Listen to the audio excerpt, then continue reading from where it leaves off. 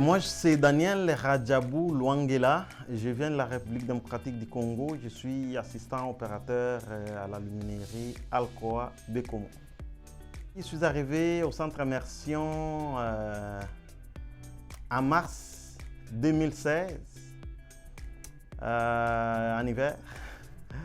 Quand je suis arrivé, en fait, j'ai eu un pamphlet d'un atelier de recherche d'emploi, d'immersion à Mengen, c'était à l'église un certain dimanche, puis l'atelier commençait lundi.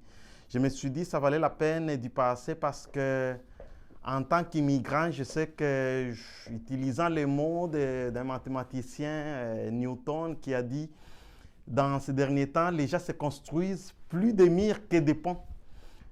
Puis, moi, je me suis dit, ça me prend un organisme qui va me construire un pont pour arriver aux employeurs à Bekomo. Puis, ça a été chose faite à l'immersion parce que j'ai trouvé un team ici qui était jusqu'aux aguets. Puis, ça a été très vite. On a commencé par comment faire un CV, c'est quoi ça prend, confronter un employeur.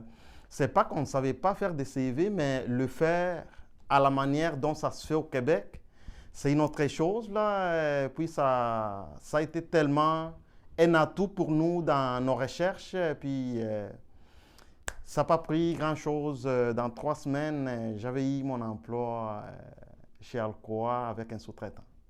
C'était un impact tellement positif parce que ça nous prenait, en arrivant, ça nous prenait c'était l'installation, donc une maison que nous avons eue aussi par l'intermédiaire ou l'assistance d'Interculturel. Puis nous avons eu une maison HLM. Puis à part ça, équiper la maison. Après ça, ça prenait l'école des enfants, puis l'emploi. Donc, c'était un impact surtout au niveau revenu, finances, en tant que responsable de famille. J'arrivais avec mes 2 enfants, puis ma conjointe. C'était quelque chose de plus pour notre installation à Bekomo. Notre arrivée ici, pour nous, c'était un point tournant pour les enfants, que ce soit pour nous, les parents. C'était quelque chose après. Moi, personnellement, après 16 ans, que j'ai vécu comme réfugié, sans droit à l'emploi, sans droit à l'éducation. Pour moi, c'était un point tournant, mon arrivée à Bekomo.